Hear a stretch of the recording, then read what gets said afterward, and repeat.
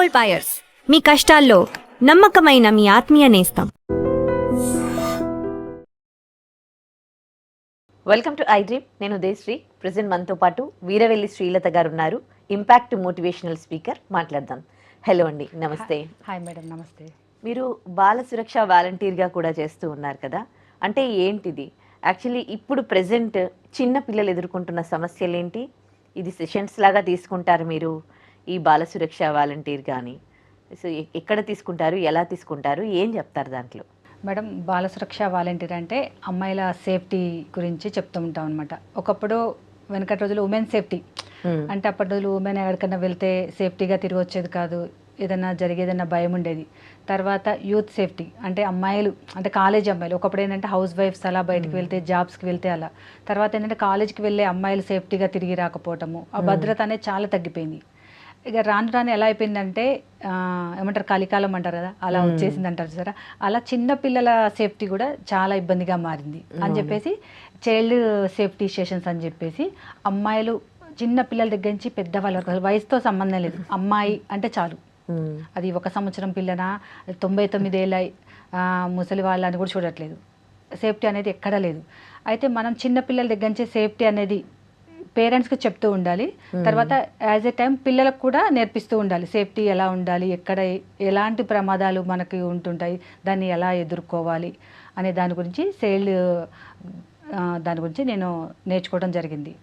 అయితే first of all ఏంటంటే, చిన్న పిల్లలు అసలు 3-4 ఇయర్స్ వాళ్ళకి పిల్లలకి అసలు ఏం తెలియదు. అసలు వాళ్ళకి ఏం చెప్తామంటే, పిల్లల్ని ఎక్కడికి పంపిస్తారో అక్కడికి ఆయమ్మలు ఉంటారు. కానీ ఆయమ్మలు కూడా అందరూ కొంతమంది మగవాళ్ళు కూడా వర్క్ చేస్తూ ఉంటారు చుట్టుపక్కల. ఆ చిన్నపిల్లలకి ఏదైనా జరిగినప్పుడు కనీసం చెప్పుకోవడం కూడా రాదు, పేరెంట్స్కి చెప్పడం కూడా రాదు. అప్పుడు ఏం చేయాలంటే మదర్స్కి చెప్తూ ఉంటాము. ఏం చెప్తాం, ఇంటికి వచ్చినప్పుడు మీ అమ్మాయిని కనుక్కుంటుండండి, ఎక్కడ ఎవరైనా టచ్ చేశారా, ఎలా అయినా ఇబ్బంది అనిపించిందా. మనం ఏంటంటే చిన్నపిల్లలు కొంచెం కడుపు నొప్పి ఉంది, ఇది ఉంది, అది ఉంది అనగానే ఇంకా ఫుడ్ సరిగా తినకపోవడం వల్ల కడుపు నొప్పి కొంచెం ఉంటుంది, లేకపోతే ఏదన్నా స్కూల్కి వెళ్ళాలంటే ఇష్టం లేక కడుపు నొప్పి అని చెప్తున్నారని చెప్పేసి కొంచెం అవాయిడ్ చేస్తుంటారు పేరెంట్స్. అలా కాకుండా అమ్మాయిలను అయితే చాలా జాగ్రత్తగా ఎక్కడైనా ఎవరైనా టచ్ చేస్తున్నారా లేదా, ఏదైనా ఇబ్బందిగా ఉందా అనేది కనుక్కుంటూ పిల్లల్ని స్కూల్కి పంపిస్తే బాగుంటుంది చిన్నప్పటి నుంచి. అదే టైంలో మనం ఎప్పుడు కూడా అమ్మాయిల సేఫ్టీ అని చెప్పేసి అమ్మాయిలకే ఎక్కువ రిస్ట్రిక్షన్స్ పెడుతూ ఉంటాం.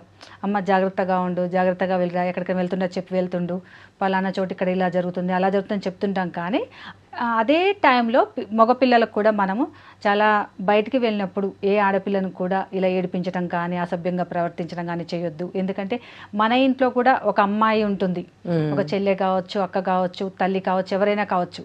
మనం ఎలాగో మన ఇంట్లో వాళ్ళు ఎంత రెస్పెక్ట్ ఇస్తామో బయట ఆడపిల్లను కూడా అంతే రెస్పెక్ట్ ఇస్తూ ప్రొటెక్ట్ చేస్తూ ఉండాలి. ఇప్పుడు నీ చెల్లెకే జరిగితే ప్రొటెక్ట్ చేయటం కాదు, బయట ఏ ఆడపిల్ల జరిగినా నీ చెల్లెగా భావించి ప్రొటెక్ట్ చేయగలగాలి. సరే, చిన్న వయసు అనుకోండి, ప్రొటెక్ట్ చేయలేకపోవచ్చు. పెద్దవాళ్ళకి జరిగినా చూస్తుంటాం కొన్ని మన ముందు కూడా ఎవరికైనా జరుగుతూ ఉంటున్నప్పుడు మనం ఏం చేస్తామంటే, ఇంకా మనకెందుకులే, వాళ్ళకి జరుగుతుంది కదా అని అనుకుంటాం. కానీ మనమే ఒక ఛాన్స్ వాళ్ళకి ఇచ్చినట్టు అక్కడికి ఆపేసాం అనుకోండి, ఎదుటి వ్యక్తి కొంచెం భయం అనేది ఉంటుంది. అలా మనం భయపడినప్పుడు అక్కడికి యాక్షన్ తీసుకోకపోయినా 1098 నెంబర్ కాల్ చేసి, మనము పలానా చోట పలానా వ్యక్తి వల్ల పలానా అమ్మాయి కొంచెం ఇబ్బంది పడుతుంది అని అంటే, మన యొక్క వివరాలు వాళ్ళు బయటకు ఏం వెల్లడించరు, ఆ అమ్మాయికి సంబంధించిన వివరాలు వెల్లడించరు. వాళ్ళు ఏ రకంగా ప్రొసీడ్ అవ్వాలో ఫార్మాలిటీ ప్రకారం ప్రొసీడ్, ఆ ప్రాబ్లం మళ్ళీ రిపీట్ కాకుండా చేస్తారు. అదొక ఆప్షన్ ఉంది. మనం ఎంతసేపు సొసైటీలో ఏమనుకుంటామంటే, సపోజ్ మా ఇంటి పక్కన అమ్మాయికి జరిగింది ఏదైనా, లేదా మా ఇంట్లో అమ్మాయికి జరిగింది, నా పరువు పోతుంది, ఏమనుకుంటారేమో, రేపు అమ్మాయిని బయటికి పంపిస్తే ఎవరేమనుకుంటారు, రేపు పెళ్లి జరిగేటప్పుడు ఇబ్బంది అవుతుందేమో అని భయపడతారు. అది భయపడటంలో తప్పులేదు. కానీ మన భయాన్ని వాళ్ళు క్యాష్ చేసుకొని ఏం చేస్తున్నారు, సెకండ్ టైము ఇంకొక 10 మంది అమ్మాయిల మీద అదే అటెంప్ట్ చేస్తున్నారు. అంటే మనమే వాడికి ఒక ఛాన్స్ ఇచ్చినట్టు. అవును. కాబట్టి సొసైటీలో ఇవి జరుగుతున్నాయంటే ఫస్ట్ ఆఫ్ ఆల్ దాన్ని ఎదిరించవలసిన బాధ్యత కూడా పేరెంట్స్ మీద ఉంది. ఏదైనా చిన్న చిన్న విషయాలు జరుగుతున్నా సరే మనం దానికి సంబంధించి ఇంకా చిన్నదే కదా వదిలేద్దాం, ఇంతటితో వదిలేద్దాం, మళ్ళీ 10 మందికి ఎందుకు మనమే చెప్పుకోవాలని భయపడుతుంటారు. అలా కాకుండా 1098 కాల్ చేసి మనం కనీసం వివరాలు చెప్తే కొంతమందినైనా రక్షించిన వాళ్ళం అవుతాం. అవును. మేము మెయిన్ ఏం చేస్తాం, ఒక మదరు కి చెప్పాలి సేఫ్టీగా టచ్ అంటే ఏంటి, అన్సేఫ్ టచ్ ఏంటి అంటే, ఒక టాయ్ తీసుకొని అమ్మ సేఫ్ టచ్ అంటే ఇది, అన్సేఫ్ టచ్ అంటే ఇది, ఇక్కడ ముట్టుకుంటే ఇది అని చెప్పేసి పిల్లలకి చిన్న పిల్లల దగ్గర నుంచి చెప్పుకుంటూ రావాలి. చూడండి ఎంత దుర్భరమైన రోజులు. ఒకప్పుడు అంటే లేడీస్ పైన, పెద్దవాళ్ల పైన, అమ్మాయిలు అంటే చీర కట్టుకునే ఏజ్ లో ఉన్న వాళ్ళను చెడు దృష్టితో చూసేవాళ్ళు, వాళ్ళ మీద ఏమైనా అరాచకాలు చేస్తారా, ఏమైనా మిస్బిహేవ్ చేస్తారా అన్న ఒక భయం ఉండే. అంటే ఆ టైం నుంచి ఇప్పుడు ఏంటంటే అంటే టీనేజ్ వాళ్ళు వెళ్ళిపోయారు. మామూలుగా ఇప్పుడు చిన్న పిల్లల మీద అఘాయిత్యాలకు పాల్పడుతూ ఉన్నారు. ఇలాంటి రోజులు వచ్చాయని అనిపిస్తోంది. ఇప్పుడు ఆడపిల్లల కన్నా తల్లిదండ్రులందరికీ కూడా ఇదొక అంటే భయంగా పెంచాల్సిన రోజులు. ఇప్పుడు అంటే మీరు వాళ్ళ ఇంటికెళ్ళి మామూలుగా క్లాసెస్ లాగా చెప్తారా, లేకపోతే ఇప్పుడు వాళ్ళు స్కూల్కి పంపిస్తూ ఉంటారు, ప్లే స్కూల్కి పంపిస్తూ ఉంటారు కదా, సో అక్కడ చెప్తారా, పేరెంట్స్కి ఎక్కడ చెప్తారు, ఎలా తీసుకుంటారు, ఏమేం చెప్తారు మీరు? రెగ్యులర్గా అయితే మేము స్కూల్స్కి వెళ్తాం మేడం. స్పెసిఫిక్గా ఓన్లీ లేడీస్ స్కూల్స్కి ఎక్కువ ప్రిఫర్ చేసి వెళ్ళి చెప్తాము. చాలామంది కో ఎడ్యుకేషన్ ఉన్న దగ్గర కొంతమంది సార్లు అవాయిడ్ చేస్తుంటాం. మేమంటే అసలు అబ్బాయిలకు కూడా తెలియదు సార్, ఇది అబ్బాయిలకు కూడా తెలియాల్సిన విషయం. వాళ్ళు ఏంటంటే అబ్బాయిలకు తెలియంది మీరేమో తెలియజెప్తారేమో కొత్తగా అని అనుకుంటారు. బట్ నేడు ఉన్న జనరేషన్లో అబ్బాయిలకు అన్నీ తెలుస్తున్నాయి. కాబట్టి అబ్బాయిల సైడ్ నుంచి కూడా వాళ్ళు ఎలా ఉండాలి అనేది కూడా తెలుసుకోవాలి. అమ్మాయిలతో ఎలా ప్రవర్తించాలి, ఎలా ఉండాలి అనేది కూడా చెప్పాలని చెప్పేసి మేము చాలామంది స్టూడెంట్స్కి సార్లను కూడా ఒప్పిస్తూ ఉంటాం. ఇంకా వాళ్ళు ఒప్పుకున్నప్పుడు ఏం చేస్తామంటే చిన్న చిన్న గ్యాదరింగ్స్ పెట్టుకుంటాం. అపార్ట్మెంట్ గ్యాదరింగ్స్ కానీ అలా పెట్టుకున్నా, లేదా అసలు నియర్గా కిట్టి పార్టీస్ అలా జరుగుతుంటాయి నియర్లో దగ్గరలో, అలా కూడా వెళ్ళేసి మేము ఒక 5 minutes టైం అడిగే చెప్తాము. ఎందుకంటే మనం ఎంటర్టైన్మెంట్తో పాటు ఏదో ఒక సబ్జెక్ట్ నేర్చుకోవాలి. అలాంటిది మనకు ఉపయోగపడే సబ్జెక్ట్ నేర్చుకుంటే బాగుంటుందన్న ఉద్దేశంతో నేను కిట్టి పార్టీకి వెళ్ళినా, ఏదన్నా ఏమంటారు ఫెస్టివల్స్ అలా జరుగుతున్నా, గెదరింగ్ ఒక 20 నుంచి 50 members లేడీస్ గెదర్ అయితే మాత్రం తప్పకుండా ఇది ఒక 10 minutes చెప్తాను. నేడు చాలా మంది అపార్ట్మెంట్ కల్చర్కి అలవాటు పడిపోయారు. అపార్ట్మెంట్ కల్చర్ లేదంటే సెలబ్రేషన్స్ అన్ని బాగా జరుపుకోవచ్చు, గెట్ టుగెదర్లు బాగా జరుపుకోవచ్చు, ఎంజాయ్మెంట్ ఉంటుంది అని అనుకుంటారు. బట్ అది ఒక దృక్పథంతో ఓకే మంచిగా ఉంటుంది ఎంజాయ్మెంట్, కానీ అదే టైంలో సేఫ్టీ అనేది ఉండట్లేదు. ఎందుకనంటే మనం ఏం చేస్తాం, ఏదో షాపింగ్ మాల్కి వెళ్తాము, ఎటైనా వెళ్ళినప్పుడు పిల్లల్ని పక్కింట్లో వదిలేసి వెళ్తాం, లేదా పక్కింటి వాళ్ళు మన ఇంట్లో వదిలేసి వెళ్తుంటారు. అమ్మాయిలు అంటే ఇంట్లో మదర్ ఉంటేనే వదిలేరు, ఫాదరో లేకపోతే ఎవరైనా ఒక జెంట్ ఉన్నప్పుడు వదిలేసి వెళ్ళిపోతుంటారు. అంటే వాళ్ళకి ఏంటంటే ఎప్పుడు కూడా అంకులో, మామయ్యో, బాబాయో సమ్ వరుస అయితే కాదు, జస్ట్ వరుసలు కలిసేసి ఆ ప్రొడక్ట్ ఏంటంటే మన ఆడవాళ్ళు అంటే ప్రొడక్ట్ అనుకుంటాం. అది బాబాయ్ అనగానే తండ్రి తర్వాత తండ్రి ప్రొడక్ట్, మేనమామ అంటే తమ్ముడితో సమానం అలా అని చెప్పి అనుకొని వదిలేసి వెళ్ళిపోతున్నారు. కానీ వాళ్ళ రిలేషన్షిప్ అయితే ఏం లేదు కదా. కాబట్టి అలాంటి వాళ్ళు ఏం చేస్తారు, పిల్లల్ని వదిలేసినప్పుడు ఆడపిల్లలు ఉన్నారనుకోండి, వాళ్ళు టీవీ చూస్తున్నప్పుడు స్నాక్స్ పెట్టడము, వాళ్ళ మీద బ్యాడ్గా టచ్ చేయడము, అలాంటి ఇబ్బందికరమైన పరిస్థితులు చేస్తున్నారు. పేరెంట్ వచ్చాక అవి చెప్తే వినే పరిస్థితుల్లో పేరెంట్స్ ఉండట్లేదు.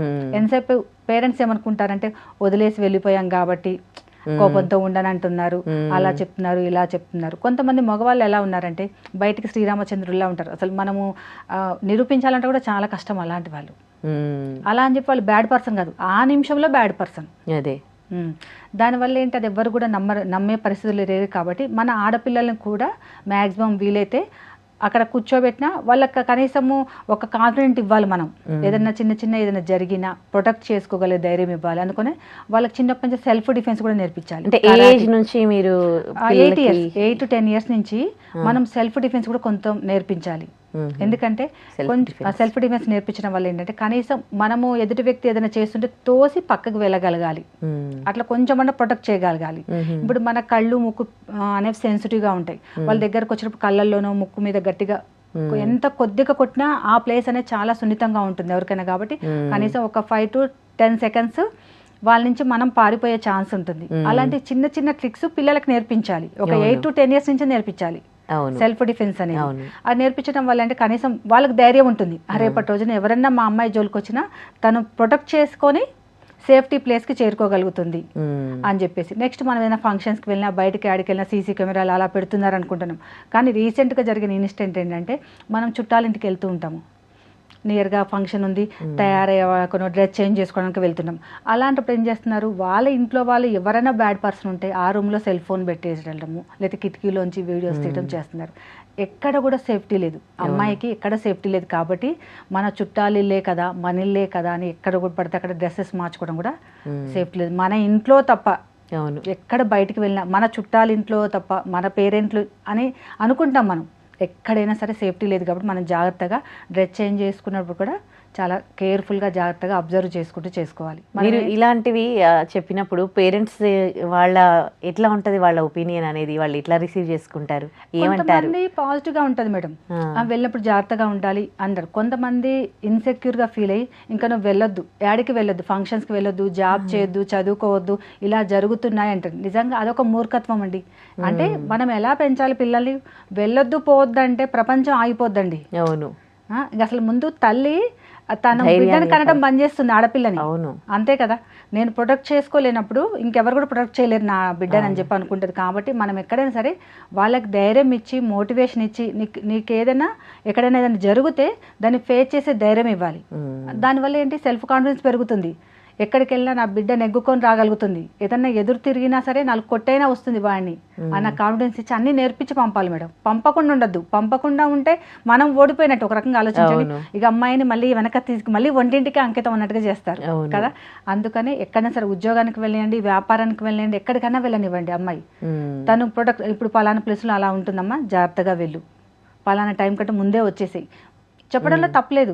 కానీ అసలు వెళ్ళొద్దు, జాబ్ చేయొద్దు, ఉద్యోగం చేయొద్దు, చదువుకోవద్దు అని అంటే సేఫ్టీ అనేది ఎక్కడ ఉంటుంది చెప్పండి? పోనీ కొంతమంది అనుకుంటారు మ్యారేజ్ చేసేద్దాం ఇక, మ్యారేజ్ చేస్తే ఎక్కడ ప్రొడక్ట్, తండ్రి దగ్గర ప్రొడక్ట్ లేదని నువ్వు ఇంకొక తెలియని అబ్బాయి ఇంటికి పంపిస్తే ఆయన ఎలా ప్రొటెక్ట్ చేస్తారు చెప్పండి? కరెక్ట్.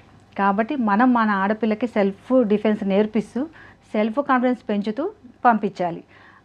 అదే టైంలో మన అబ్బాయికి కూడా చెప్పాలి. ఎదురుగా బయటికి వెళ్ళినప్పుడు ఎదురు ఏ అమ్మాయి అయినా ఉన్నా, లేకపోతే ఎవరైనా ఉన్నా సరే, ఒక చెల్లి, ఒక తల్లి, ఒక వదిన ఎలా ఉంటుందో, ఎలా అయితే నువ్వు అనుకుంటావో అలానే ఉండాలి. ఏ అమ్మాయి అయినా నీ చెల్లిలో ప్రొటెక్ట్ చేయాలి. ఎక్కడైనా జరుగుతుంది అనుకోండి, నువ్వు ప్రొటెక్ట్ చేయగలగాలి నీ చెల్లి అనుకో ప్రొటెక్ట్. అలా ముందుకు వెళ్తే సమాజం బాగుంటుంది మేడం. ఏ చిన్న విషయం జరిగినా ఫేస్ చేసే ధైర్యం పిల్లలకి ఇవ్వాలి. మంచి విషయం. ఏదైనా జరిగింది అనుకోండి, మా అమ్మ నాన్న ధైర్యంగా నన్ను సపోర్ట్ చేస్తారు అనే ధైర్యం పిల్లలకి ధైర్యాన్ని నేర్పించాలి. పిరికితనం కాదు, ఎవరో వచ్చి అటాక్ చేస్తారు అని మనం ఇంట్లో దాచిపెట్టుకుంటూ కూర్చుంటే ఎంతకాలం ఇంట్లో ఏం ప్రొటెక్షన్ ఉంది? ఎవరైనా ఇంటికి వస్తే ఏం చేస్తాం? అంతే కదా. సో ధైర్యాన్ని నేర్పించాలి. మంచి మాట. ఇది ఒకటే చేస్తారా, ఇంకా వేరే ఏమైనా సెషన్స్ తీసుకుంటారా? వేరే సెషన్స్ కూడా తీసుకుంటాను మేడం. ఏంటి ఇప్పుడు పిల్లలు స్కూల్కి వెళ్తాను. ఇప్పుడు ఏంటంటే కరోనా తర్వాత పిల్లలు మొబైల్కి బాగా ఎడిక్షన్ అయిపోయారు, టీవీకి ఎడిక్షన్ అయిపోయారు. రిలేషన్షిప్స్ అవి తెలియట్లేదు అసలు. బంధాలు, హ్యూమన్ వాల్యూస్ లేవు, ఒక రెస్పెక్ట్ అనేది ఉండట్లేదు. ఎక్కడ స్కూల్స్కి వెళ్ళినప్పుడు ఏం చెప్తారంటే అసలు టీచర్ అనేది మనకి వెనకటి రోజుల నుంచి చెప్తుంటారు, గురు బ్రహ్మ, గురు విష్ణు, గురుదేవో మహేశ్వర అని. అసలు అవన్నీ కూడా ఆ పుస్తకాలలో చదువుతుంటే అలా ఉంటారా అనుకునే పరిస్థితి తీసుకొస్తున్నారు పిల్లలు. కాబట్టి అలాంటి వాటి గురించి కూడా మన పురాణాల గురించి అసలు రెస్పెక్ట్ ఇవ్వాలి, అమ్మా నాన్నకి రెస్పెక్ట్ ఇవ్వాలి, గురువులకు రెస్పెక్ట్ ఇవ్వాలి. ఇవన్నీ కూడా నేర్పుకుంటూ పిల్లల్ని తీసుకెళ్తే ఇలాంటివి కూడా జరగవు. అమ్మాయిల మీద వాళ్ళకి తెలుస్తుంది, ఆడపిల్ల మీద జరిగితే పురాణాల్లో ఏం జరిగింది, ఎలాంటి వాళ్ళైనా ఆడపిల్లలు జోలికేస్తే ఎలా ఫేస్ చేసి ఎలా ఓడిపోయారు, వాళ్ళకి ఎలాంటి పరిస్థితి ఎదుర్కొంటున్నారు అనేది ప్రతిదీ జరుగుతుంది మేడం. కాబట్టి మనము మన పెంపకం ముందు ఫస్ట్ మనం ఉండాలి. ఇంటి తర్వాత బయట ఏదైనా. ఇప్పుడు ఇంట్లో పేరెంట్స్ పొద్దుగుకులు కొట్టుకుంటూ తిట్టుకుంటుంటే పిల్లలకి ఎవరి మీద రెస్పెక్ట్ ఉండదు. మళ్ళీ స్కూల్కి వెళ్ళి టీచర్స్ని కూడా పిల్లల ముందే తిడుతున్నప్పుడు వాళ్ళకి టీచర్స్ మీద రెస్పెక్ట్ ఉండదు. పేరెంట్స్ కూడా ఎలా ఉందంటే మార్కులు అని చెప్పేసి పిల్లల వెనకాల, టీచర్స్ వెనకాల పరిగెడుతున్నారు. అంతేగాని వాళ్ళకి నాలెడ్జి వస్తుందా లేదా, ఎంతవరకు గ్రాస్పింగ్ చేయగలుగుతున్నారు, స్టడీ కాకుండా ఇంకెన్ని రంగాలు ఉన్నాయి బయట, ఎన్ని ఆపర్చునిటీస్ ఉన్నాయి అని ఆలోచించట్లేదు. థ్యాంక్ యూ శ్రీలత గారు. నిజంగా ఇప్పుడు అయితే ప్రజెంట్ మీరు చెప్పే విషయాలు ఏవైతే ఉన్నాయో ప్రతి ఒక్క పేరెంట్స్ కూడా తప్పకుండా పిల్లలకు సంబంధించి సేఫ్టీ లేదు కాబట్టి చిన్నప్పటి నుంచి అన్ని జాగ్రత్తలు చెప్పాలి.